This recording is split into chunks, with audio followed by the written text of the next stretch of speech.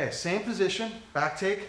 We're gonna use our feet, but there's two ways we could use these ashis. We could use the top of our foot or the bottom of our foot. And we're gonna kind of mix in both because conceptually they're the same, but the actual mechanical movements are gonna be just a smidge different, okay?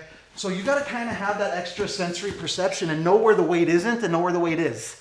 I personally like to take out the foot that has a little less weight in it because it's sweepable.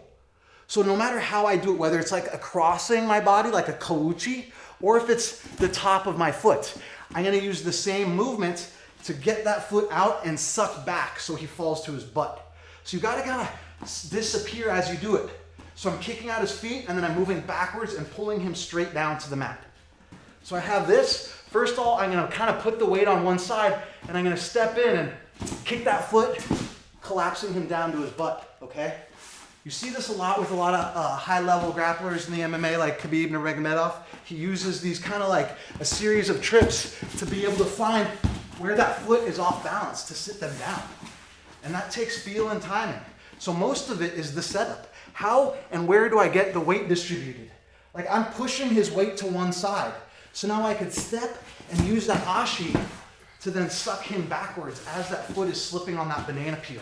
And I could use that with that cross body, bottom of the foot, or I could tap it with the top of my foot and sit him down. So it depends on where the weight is. Bum, sit. So it's a little suck back as I do it. Bum, bum, 1, 2. So if I'm pushing this way, I'm gonna feel this is the foot. I could either bum or I could bum, right? And it takes feel timing without looking. I'm not looking at the foot, I'm sweeping. I'm just aware of where his feet are. Right? And I know which side the weight is on, right? To be able to phase him and disrupt his balance. That may not work. It might not mat return, but it could lead to an off balance that gets you to a different technique to mat return him.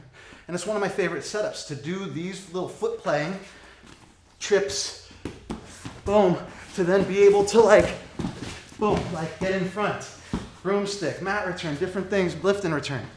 So it's a good setup to disrupt him and get him off balance, maybe even to a hand. So play with it. And that's a good little drill just to not look at your partner's feet and kind of understand, boom, where those feet are, right? Right? Suck it back. Make him fall into that hole you're creating. So these are just ashiwazas from the back. Give it a try.